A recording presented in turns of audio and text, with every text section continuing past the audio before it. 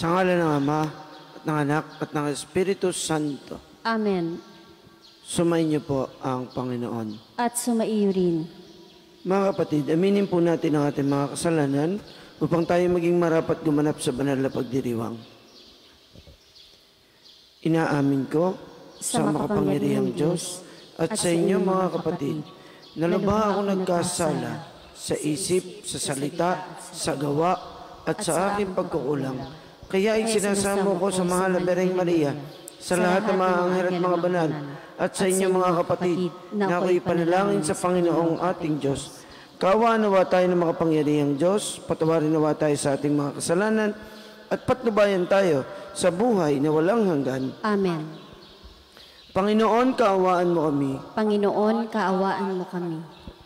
Kristo, kaawaan mo kami. Kristo, kaawaan mo kami. Panginoon, kaawaan mo kami. Panginoon, kaawaan mo kami. Ama naming makapangyarihan, ginawa mong umusbong ang lalong marami pang Kristiyano mula sa dugong dumanak sa mga martir. Ipagkaloob mong ang iyong pinagpupunlang simbahan ay masaganang mapag-anihan mula sa dugong dumanak dito na galing kina San Carlos at mga kasama sa magitan ng Jesucristo kasama ng Espiritu Santo magpasawalang hanggan. Amen. Pagbasa mula sa aklat ni Tobit. Noong mga araw na iyon, pagkatapos nilang pumasok sa Media, sinabi ni Rafael sa kasama, "Kapatid na Tobias, ano yon?" Tugon naman ito. Patuloy na nagsalita si Rafael, "Mamayang gabi, doon tayo matutulog kina Raquel na kamag-anak mo. May anak siyang dalaga na ang ngalay Sara. Siya'y bugtong na anak at imumungkahi kong siya'y ipakasal sa iyo. Ikaw ang may karapatang mapangasawa niya sapagkat ikaw ang pinakamalapit na kamag-anak. Ikaw rin ang may karapatang magmana ng lahat ng kayamanan ng kanyang ama." Matapos mag-usap, lumakad sina Tobias at Rafael. Pagpasok nila sa ekbatana, sinabi ni Tobias, "Kaibigan, samahan mo na ako sa kamag-anak kong si Raquel." Nagtuloy nga ang dalawa at naratnan nila si Raquel sa may pintuan ng bakuran niya. Una silang bumati at nagbigay galang. Tinugon naman sila agad ni Raquel at ang wika, "Maligayang pagdating, mga kapatid.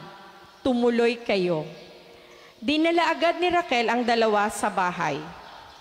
Matapos ang kanilang pagkikilala at pagkakumustahan, nagpapatay si Raquel ng barakong tupa mula sa kanyang kawan at naghanda ng isang salo-salo. Bago kumain, samantalang sina Tobias at Rafael ay naliligo, sinabi ni Tobias sa kanyang kasama, "Kapatid na Asarias, hingin mo na kay Raquel ang kamay ni Sara para sa akin." Ang usapan nila ay naririnig ni Raquel, kaya't sinabi niya kay Tobias, "Kumain ka at uminom. Magsaya ka ngayong gabi sapagkat ikaw na ang mapapangasawa ni Sara. Wala akong karapatang ibigay siya sa iba sapagkat ikaw ang pinakamalapit kong kamag-anak. Subalit may ipagtatapat ako sa iyo. Si Sara ay naipakasal ko na sa 7 lalaki na mga kamag-anak din. Ngunit bawat isa'y namatay nang sila'y magsisiping. Ang paniwala ko'y hindi mangyayari sa iyo ang gayon. Iingatan ka ng Panginoon. Kaya kumain ka, uminom at pumanatag." Sumagot si Tobias, "Hindi po ako kakain at iinom hanggat hindi ko nakakamtan si Sara." "Mangyayari ang nais mo," tugon ni Raquel. "Ayon sa kautusan ni Moises, si Sara ay asawa mo na. Iyan ang kapasyahan ng langit. Kaya kunin mo na siya at mula ngayon, ikaw ay kanya at siya naman ay iyo magpakailanman. Naway pagpalain kayo ng Panginoon ngayong gabi." Kahabagan nawa kayo at bigyan ng kapayapaan. Pagkatapos, tinawag ni Raquel si Sarah at ibinigay kay Tobias. Sinabi niya, Tobias, ayon sa kautusan ni Moises, si Sarah ay asawa mo na. Tanggapin mo siya, ingatan at iharap mo sa iyong ama. Pagkalooban nawa kayo ng Diyos sa kalangitan ng lubos na kasiyahan. Tinawag ni Raquel ang asawa niya at humingi ng isang balumbon na pagsusulatan ng kasunduan ng kasal. Ang kasulatan magpapatunay na ibinigay niya si Sarah kay Tobias bilang asawa ayon sa kautusan ni Moises. Nagdala nga ng balumbon ang matandang babae. Matapos ihanda ang lahat, lumagda ang bawat kinauukulan. Natapos ang kasal at sila'y nagkainan. Nang mapag-isa na ang mag-asawa, bumangon si Tobias at sinabi sa asawa, Bumangon ka, mahal ko, at manalangin tayo. Dumalangin tayo sa Panginoon na tayo'y kahabagan at ingatan. Bumangon nga si Sarah at nanalangin si Tobias. Kapuri-puri ka at dapat pasalamatan, Diyos na sinasamba ng aming mga magulang. Kapuri-puri nga ang iyong pangalan, dakila at banal magpakailanman. Ikaw ay pinupuri ng sangkatauhan, ipinagbubunyi ng tanang kinapal. Si Adan ay tao na iyong nilikha, asawa niyang Eva, ikaw ang gumawa, at ibinigay mong katuwang sa paggawa. Ang sangkatauhay sa kanila nagmula, di dapat mag-isa ang tao, yung wika. Gawin natin katuwang na kanyang kamukha. Ang pag-aasawa'y pinasok ko, ngayong di udyok ng nasa. Diyos ng Panginoon, tunay na matapat aking nilalayon. Itong aming buhay naway magkaroon ng awa mo't lakas sa habang panahon, nang hanggang pagtanday kami magkatulong. Ang salita ng Diyos. Salamat sa Diyos. Salmong tugunan. Mapalad ang sumusunod na taong may takot sa Diyos. Mapalad ang sumusunod na taong may takot sa Diyos. Mapalad ang bawat tao na sa Diyos ay may takot. Ang maalab na adhikay, sumunod sa kanyang utos. Hindi siya magkukulang sa anumang kailangan. Ang buhay ay maligaya't uunlad ang kanyang buhay. Mapalad ang sumusunod na taong may takot sa Diyos. Sa tahanan ang asaway parang ubas na mabunga, bagong tanim na olibo sa may dulang ang anak niya. Mapalad ang sumusunod na taong may takot sa Diyos. Ang sinuman kung ang Diyos buong puso'y susundin, buhay niya ay uunlad at laging pagpapalain. Mula sa Sion, pagpapala nawa ng Diyos ay tanggapin at makita habang buhay pag-unlad ng Jerusalem. Mapalad ang sumusunod na taong may takot sa Diyos.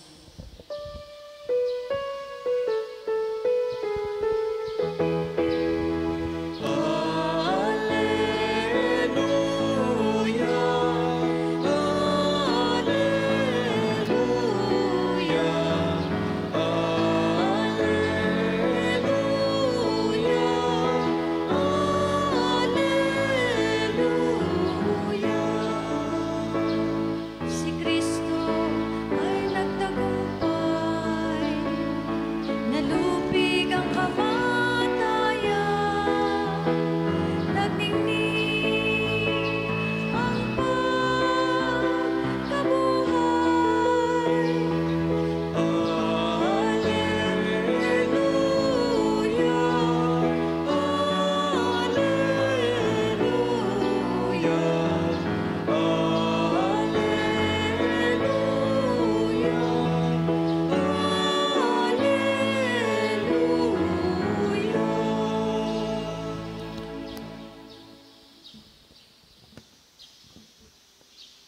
Sumainyo po ang Panginoon. At sumaiyo rin. Ang mabuting balita ng Panginoon ayon kay San Marcos. Papuri sa iyo, Panginoon. Noong panahong iyon, isa sa mga eskriba ay lumapit kay Jesus at nagtanong, alin pong utos ang pinakamahalaga? Sumagot si Jesus, ito ang pinakamahalagang utos. Pakinggan mo, Israel, ang Panginoon na ating Diyos. Siya lamang ang Panginoon. Ibigin mo ang Panginoon mong Diyos ng buong puso, ng buong kaluluwa, ng buong pag-iisip at ng buong lakas. Ito naman ang pangalawa. Ibigin mo ang iyong kapwa gaya ng iyong sarili. Wala nang ibang utos na higit pa sa mga ito. Tama po, guro, wika ng eskriba. Totoo ang sinabi ninyo. Iisa ang Diyos at wala nang iba liban sa Kanya. At ang umiibig sa Kanya ng buong puso, buong pag-iisip at buong lakas. At ang umiibig sa kapwa gaya ng kanyang sarili ay higit na mahalaga kaysa magdala ng lahat ng handog na susunugin at iba pang mga hain. Nakita ni Jesus na matalino ang kanyang sagot, kaya sinabi niya, malapit ka nang mapabilang sa mga pinag-aharian ng Diyos. At wala nang nangahas magtanong kay Jesus mula noon.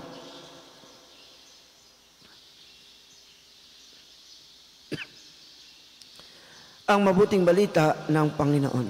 Pinupuri ka namin, Panginoong Hesus Kristo.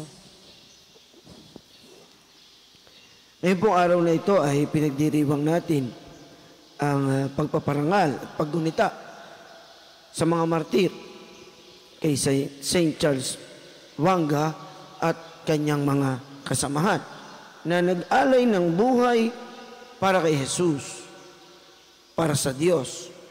Ito'y katunayan na ganap ang kanilang pagmamahal sa Diyos sapagkat andang ialay ang lahat, pati na ang sarili, pati na ang buhay. Tanda ng pagsunod sa pinakamahalagang utos na binabanggit ni Jesus sa ating ebanghelyo. Ano ba ang pinakamahalagang utos? Sinubukan si Jesus ng isang eskriba upang malaman kung siya ay sanay o dalubhasa nga sa batas. Doon sa sagot ni Jesus, makikita natin yung isa sa pinakamahalagang panalangin para sa mga Hudyo na matatagpuan sa aklat ng Deuteronomy chapter 6, verse 4. Ito yung panalangin na palagi nilang dinadasal. Shema Yisrael, Adonai Elohu, Adonai Ehad. Ito yung unang linya ng panalangin na palagi nilang binibigkas.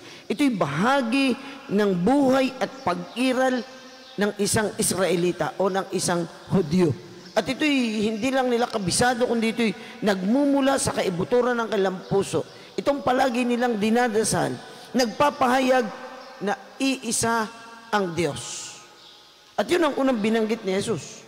Sapagkat yun ang pundasyon ng kanilang pagsunod sa kautusan ng iisang Diyos. At ito'y kanilang pinakikinggan.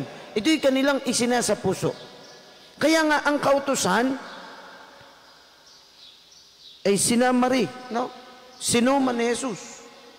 Hindi, ang inaasahan nila ay babanggitin ni Jesus ang 10 utos ay binigay kay Moises. Pero hindi 10. Ilan ang sinabi ni Jesus? Hindi 2. Ay, hindi kayo nakikinig pag sagot ninyo yung 2. No, ilan ang utos? 2. Hindi 2. Sapagkat ating kung inyong matamang pinakinggan, ang sabi ni Jesus, ibigin mo, no, ang Panginoon mong Diyos ng buong puso, ng buong kaluluwa, ng buong pag-iisip, ng buong lakas. Love your God with all your heart, with all your soul, with all your mind, and with all your strength. Iibigin mo ang Diyos. Sabi ni Jesus, ito ang ikalawa. Ibigin mo ang iyong kapwa, gaya ng iyong sarili. Kaya kung ating matamang pakikinggan at pagninilayan ang kautusang ito, iisa lang ang utos na ibinibigay ni Jesus. Yung 10, isa lang. Bagamat may dalawang aspeto para sa Diyos at para sa kapwa, pero iisa ang kautusan. Yun ay ang utos na pag-ibig. Kaya nga sabi ni Jesus sa kanyang mga lagat, ito ang utos ko sa inyo. Ano yun? Ito ang iniuutos ko sa inyo. Mag-ibigan kayo. Yun lang. Wala nang iba. Nakoy, padadamihin pa natin. Mahihirapan tayo pag madami. Kaya nga mga Hudyo, abay hinimay ang 10 utos. At nung kanilang mahimay, ang kanilang kautusan na sinusunod at kinakabisado, 600 mahigit, 613 laws na nakasulat sa mga pilakterya ang pagkadami. Kaya nga, ito'y kanilang kinakabisado. Sa sobrang dami, hindi nila maintindihan kung alin ang pinakamahalaga. Sinubukan nila sa Jesus, alin ang pinakamahalaga sa mga utos. Ay ang pinagkuhanan nito ay 10. Yung 10 utos na ibinigay kay Moises, na nakasulat sa 2 tableta, 2 pahina. Doon sa una, ay may nakasulat na 3 patungkol sa Diyos. At doon sa ikalawa, may 7 nakasulat patungkol naman sa kapwa. Kaya yun ang sinabi ni Jesus. Ibigin ng Diyos ang unang aspeto, nang higit sa lahat, at ibigin ang kapwa gaya ng pag-ibig mo sa iyong sarili. Iisa ang Diyos na ating sinasampalatayanan. Kaya iisa ang Diyos na ating iibigin.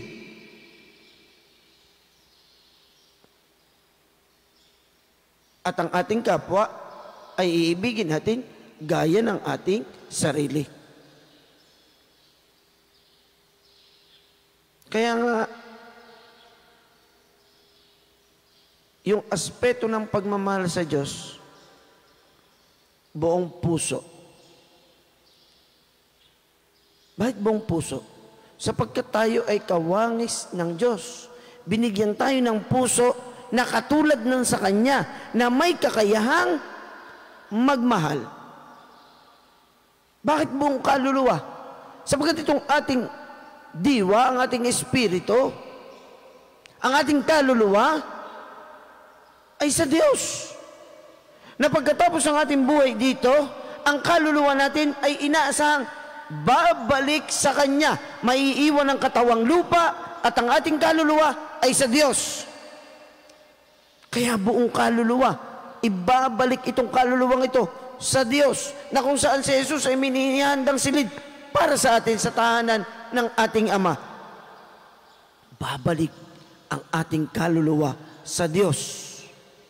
Tatandaan na itong ating katawan ay templo ng Espiritu Santo. Yung ating kaluluwa, hindi namamatay, katawan lang. Kaya buong kaluluwa, iibigin mo ang Diyos. Ng buong pag-iisip. Anong iniisip mo ngayon? Ang isip natin abala. Kahit nakaupo ka lang o kahit nakahiga ka, abala ang isip. Anong iniisip mo ngayon? O, iniisip ko yung aking poultry. Tambak na ang itlog. Pero sa bagay, may panawagan si Father Edwin, ang parokya, na magbibigay ng itlog sa Lasak, Malasakit, Kindness Station. Siya, nakatambak kong itlog, ibibigay ko na laang. Kaysa mabulok. Yun ang iniisip mo, ngayon negosyo. Nako, ano kayang kakainin namin mamaya? Walang pasok, kahapon, nasuspinde. Gawa ng bagyo ni Dante. Walang sweldo. Ano kayo, pakakain ko sa aking pamilya? Yun ang iniisip mo. Naku, paano ang aking mga tauhan, wala akong pang sweldo. Naku, paano kaya ang aking mga estudyante, kung ikaw ay guro, kung ikaw naman ay principal o supervisor, iniisip mong mga prinsipal. Dahil mo iniisip eh. Ano kaya gagawin ko ngayong maghapong ito? Walang schedule. Ano kayang schedule ngayong araw na ito? Ano kayang iniisip natin? O kaya naman, kaya nga buong pag-iisip, dapat ang iniisip natin ay ang Diyos. Nung magising tayo kanina, anong una nating inisip? Dapat ang Diyos. Nagdasal tayo at nakipag-ugnayan sa Kanya. At kung meron man tayong iisipin, ay di pagkatapos noon, katulad ngayon, nagmimisa, ang iniisip ko, tuloy kaya ang lakbay San Jose ngayon o hindi? Sapagkat bumagyo, hindi ko alam kung maalon, sapagkat mula sa Mabini, ang imahe ni San Jose ay tatawid papuntang Tingloy. Hindi ko alam kung yung mga Tingloy, si Father Bobot, na aking pinsan, pinsan ko si Father Bobot sa height, dahil siya'y matangkad, ako'y unano, gusto akong bigyan ni Father Bobot ng height, kaya kami naging magpinsan. Dahil sabi ko minsan kay Father Bobot, ay kami magpinsan ni Father Dax. Paano daw kami naging magpinsan? Biniro ko siya. Sabi ko, kita mo naman sa height. Kaya sabi ni Father Bobot, tayo pala ay magpinsan din. Siya, pinsan, mula ngayon tayo magpinsan na. Bibigyan kita ng height para hindi mo na pinsan si Father Dax. Ay, hindi ko alam kung si Father Bobot ay makakatawid mula Tingloy papuntang Mabini para sunduin ang ating patron, ang imahen, si San Jose. Yun ang iniisip ko. Sabi mamaya magmimensahe agad sila.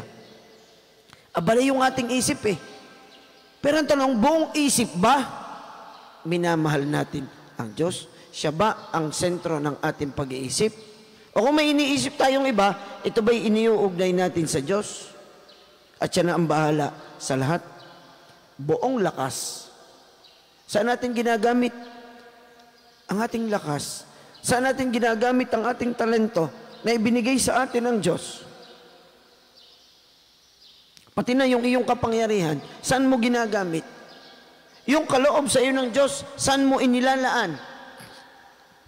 Ito ba'y may talent? Ito ba'y ginagamit mo para sa Diyos? Marunong kang kumanta? Ang mga kinakanta mo ba ay para sa Diyos? O baka mga kung ano-ano mga kinakanta mo?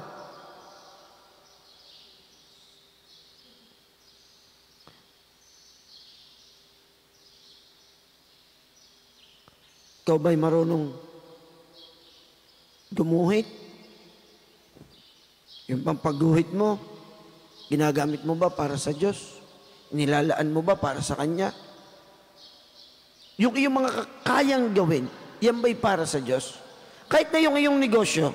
O nga't ang negosyo ay para kay kumita, pero kasama ba kalakip ng iyong intensyon ang pagtulong sa kapwa o panggigipit?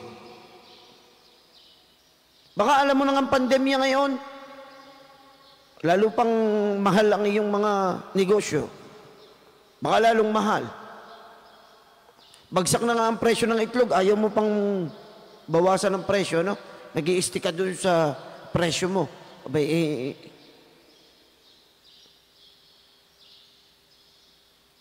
kung madami kayong itlog, abay, bibigay natin dun sa lasak.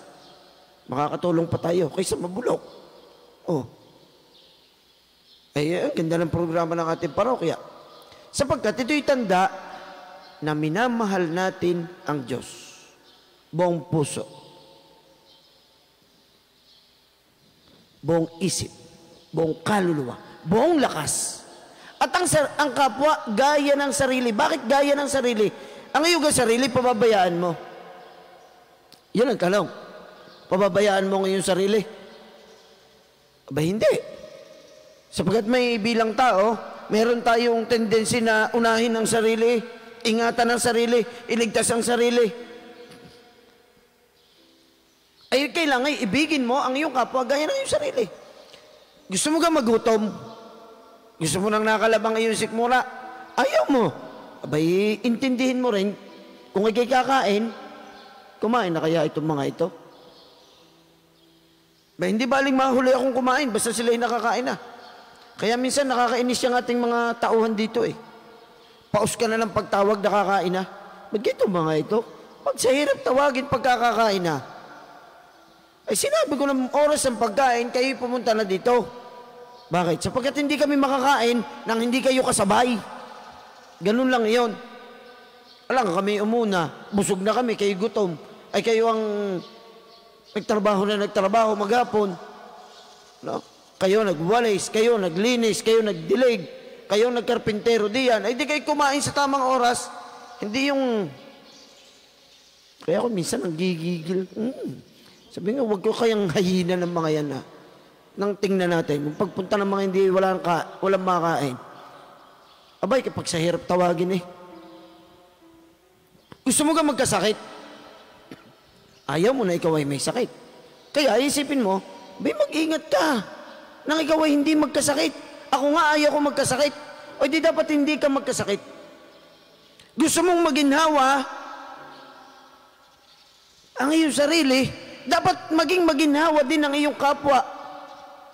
Kaya nga kung anong kinakain namin, kung anong kinakain ko, itong aking panuntunan, lahat kayo, yun din ang inyong kakainin dito. Walang special na lulutuin para sa pare. Wala. Pinagbawal ko yan. Sinabi ko kay Father Bandit, Father Roland, kung anong kakainin natin, yun ang kakainin ng ating mga kasama dito sa kumbento. Hindi po pwede na tayo pagluluto ng bukod. Masarap yun sa atin, ang kanila hindi. Hindi po pwede ganoon. Kung nakahain diyan ay sardinas, yun pala. Kaya pala ako napilay. Naalala ko na ngayon. Sardinas nga pala. Yun, naalala ko na. Sapagkat pagising ko kanina, namamagakain pa, napakasakit. Ang nakadali pala sa akin kahapon, sardinas. Eh, wala iba nakahain kundi yun eh. Sapagkat ang panuntunan namin dito, kung anong aking kakainin, yun din ang kanilang kakainin. Eh, ang gusto nila ay yun. Eh, di siyempre, kakain din ako noon. Father Bandi, mahilig sa maanghang. Ayaw na ayaw ko naman ng maanghang.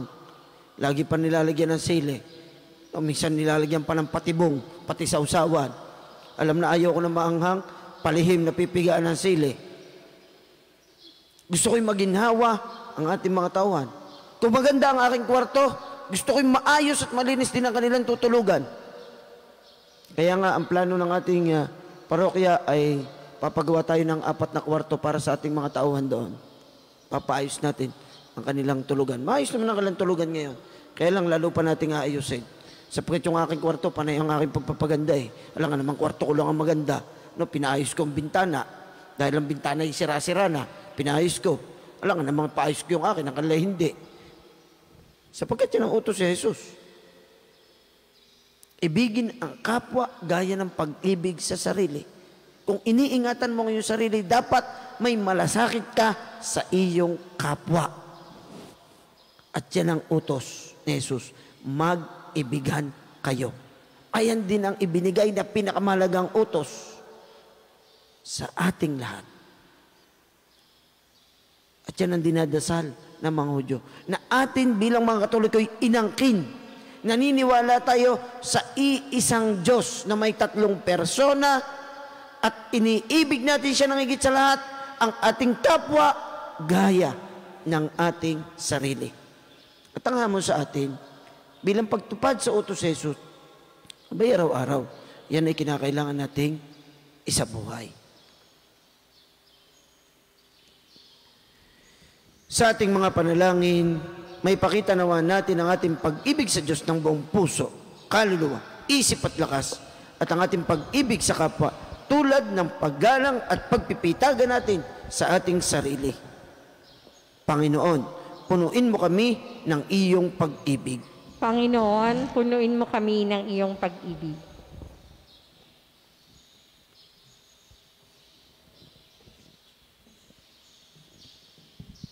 Ang simbahan, naway hindi tumigil sa pagpapahayag na nasa puso ng Ebanghelyo ang pag-ibig sa Diyos at ang pag-ibig sa kapwa. Manalangin tayo sa Panginoon. Panginoon, punuin mo kami ng iyong pag-ibig. Sa mga tinanggalan ng karapatan, mga itinaboy, at mga walang nagmamahal, naway hindi natin makaligtaang ipadama ang ating habag sa kanila. Manalangin tayo sa Panginoon. Panginoon, punuin mo kami ng iyong pag-ibig. Tayo naway makitungo sa ating kapwa ng may kabutihang loob at paggalang. Manalangin tayo sa Panginoon. Panginoon, punuin mo kami ng iyong pag-ibig. Tayo naway magkaroon ng higit na malalim na pagkalinga sa mga may sakit at mga matatanda sa pamamagitan ng banayad na paghaplos ng Espiritu Santo. Manalangin tayo sa Panginoon. Panginoon, punuin mo kami ng iyong pag-ibig. Ang ating mga mahal na yumao, naway dalhin ni Kristo sa kanyang walang hanggang kaharian. Manalangin tayo sa Panginoon. Panginoon, punuin mo kami ng iyong pag-ibig.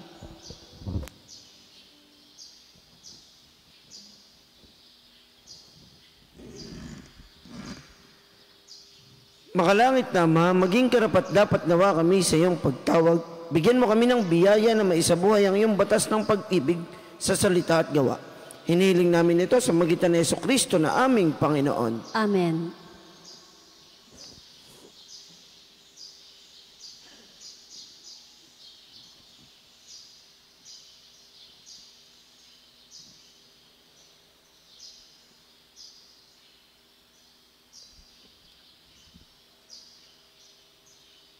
Kapuri-puri ka Diyos sa mga lumikha sa sanlibutan sa inyo pong kagandahang loob.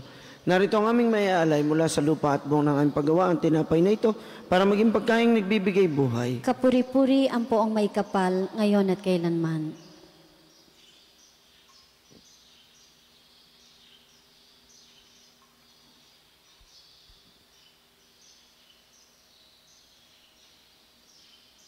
Kapuri-puri ka Diyos sa mga lumikha sa sanlibutan sa inyo pong kagandahang loob.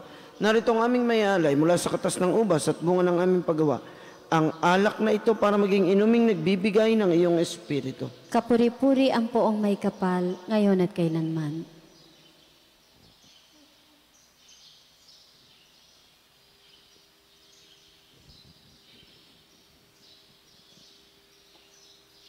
Manalangin po tayo mga kapatid upang ating paghahain ay kalugdan ng Diyos sa mga makapangyarihan. Tanggapin nawa ng Panginoon itong paghahain sa iyong mga kamay, sa kapurihan at karangalan sa ating kapakinabangan at sa buong sambayanan niyang banal. Ama naming lumikha, kaming naghahain ng alay ay nagsusumamo na maganap nawa namin ang paglilingkod na ito. Katulad ng mga martir na ginawaran mo ng kakayanan, na mamatay kaysa ikaw ay talikdan. Kami naway makapaghandog ng may kaloobang nakatalaga sa iyo, sa magitan ni Jesucristo, kasama ng Espiritu Santo, magpasawalang hanggan. Amen. Sumain niyo po ang Panginoon. At sumaiyo rin. Itaas po natin sa Diyos ang ating mga puso at diwa. Itinaas na namin sa Panginoon. Pasalamatan po natin ang Panginoong ating Diyos. Marapat na siya ay pasalamatan. Ama naming makapangyarihan, tunay nga pong marapat na kayo ay aming pasalamatan ngayong aming kagalakan na si San Carlos Luanga at mga kasamahan ay parangalan. Sila'y kapanalig naming may paninindigan na ikaw ay ipahayag kahit sila'y mamatay. Sapagkat minarapat mong kanilang matularan ang iyong anak na naghain ng sariling buhay. Tulad ng naganap sa iyong anak, ang dugo ng mga martir ay dumanak, hindi dahil sa katatagang likas, kundi dahil sa iyong bigay na lakas. Kaya kaysa ng mga anghel na nagsisiawit ng papuri sa iyo, nang walang humpay sa kalangitan, kami po'y nagbubunyi sa inyong kadakilaan. Santo, Santo, Santong Panginoon Diyos ng mga hukbo, napupuno ang langit at lupa ng kadakilaan mo. O sana sa kaitaasan, pinagpala ang naparirito sa ngalan ng Panginoon. O sana sa kaitaasan. Ama naming banal, ikaw ang bukal ng tanang kabanalan, kaya't sa pamamagitan ng iyong Espiritu, gawin mong banal ang mga kaloob na ito, upang para sa amin ay maging katawan at dugo ng aming Panginoong Jesucristo.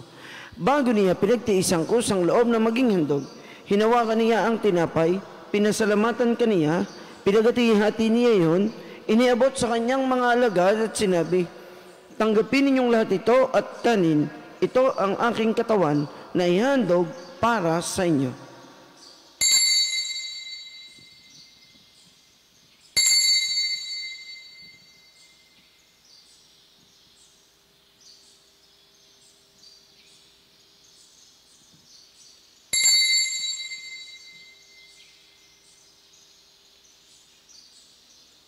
Gayon din naman noong matapos ang hapunan, hinawakan niya ang kalis, muli kanyang pinasalamatan. Iniabot niya ang kalis sa kanyang mga alagad at sinabi, tanggapin ninyong lahat ito at inumin. Ito ang kalis ng aking dugo ng bago at walang hanggang tipan. Ang aking dugo na ibubuhos para sa inyo at para sa lahat sa ikapagpapatawad ng mga kasalanan. Gawin ninyo ito sa pag-alaala sa akin.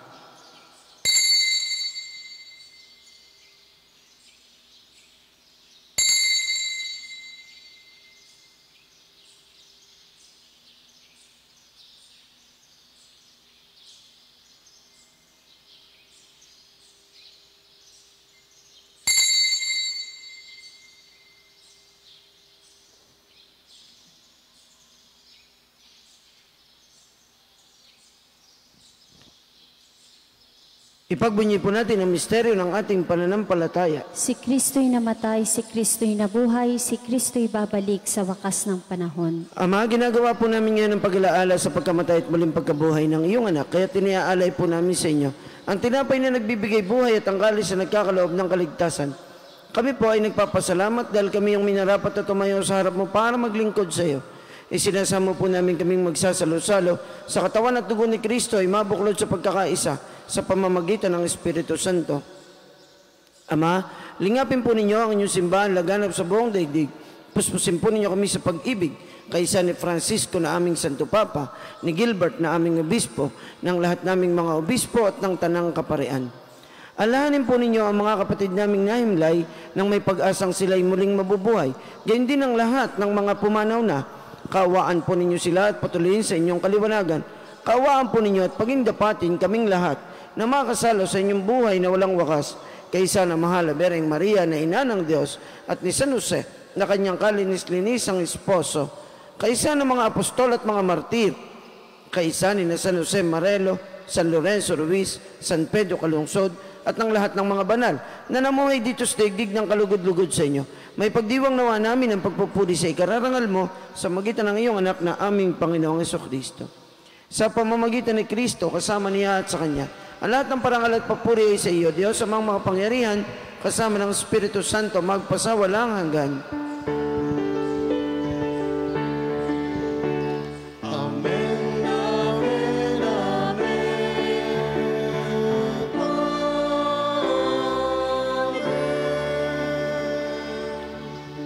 Sa tagubili ng mga nakagagaling na utos sa turo ni Jesus sa Panginoon natin at Diyos, ipahayag natin ng may lakas loob.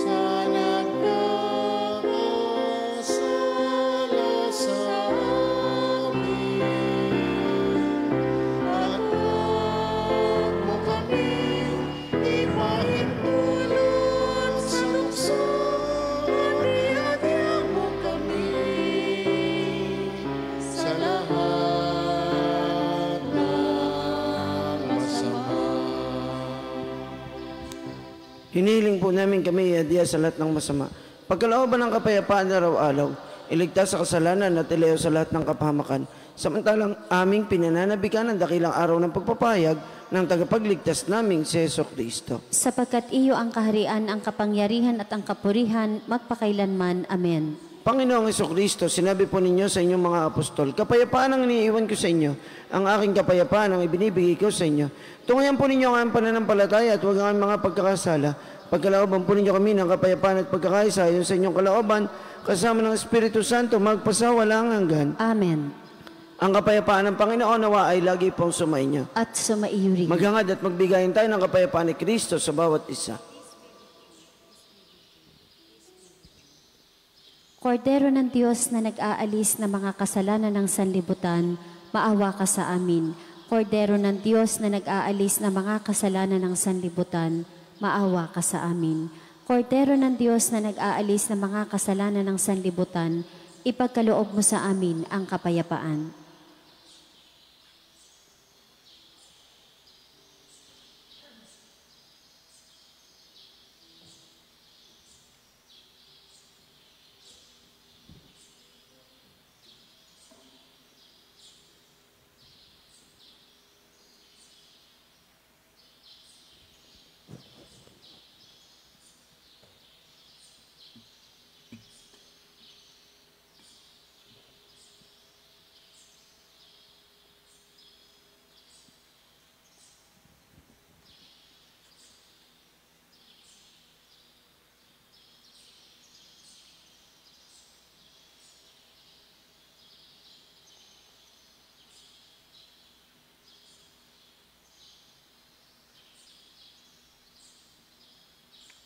Ito po ang kordero ng Diyos, ang ating Panginoong Hesukristo na siyang mag-aalis at magpapatawad ng ating mga kasalanan.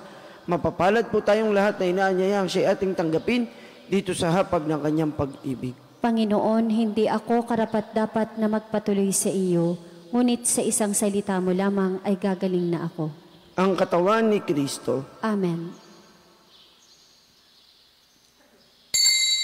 Panginoong Jesus, ako ay nananalig na ikaw ay nasa kabanal-banalang sakramento sa altar. Iniibig kita ng higit sa lahat at minimithi kong tanggapin ka sa paraang espiritual dahil hindi ko kayang tanggapin sa panahon ngayon ang iyong katawan at dugo sa banal na sakramento. Kahit man lang sana ay matanggap kita sa paraang espiritual sa aking puso. Niyayakap kita na para bang andito ka na talaga sa aking puso at iniaalay ko ng buong puso ang aking sarili sa iyo. Huwag mong pahintulutang mawalay ako sa iyo. Amen.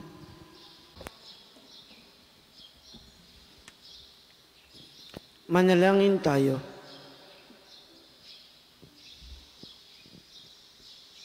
Ama naming mapagmahal, ngayong napagsaluhan na namin ang banal na pakikinabang sa paggunita sa mga martir na hindi naigupo ng kamatayan, kami nagsusumamo na ang nagdulo sa kanila ng paninindigang magtiis ay magbigay dinawa sa amin ng pananampalataya at pag-ibig sa gitna ng mga dapat pagtiisan dito sa daigdig. Sa magitan ng Hesukristo kasama ng Espiritu Santo, magpasawalang hanggan. Amen. Sumainyo po ang Panginoon. At sumaiyo rin. At nawa ay pagpalain po kayong lahat ng makapangyarihan at lubang mapagmahal nating Diyos ng Ama at ng Anak at ng Espiritu Santo. Amen. Ang banal na misa ay naialay na. Humayo kayong taglay ang pag-ibig ng ating Panginoong Hesukristo. Salamat sa Diyos.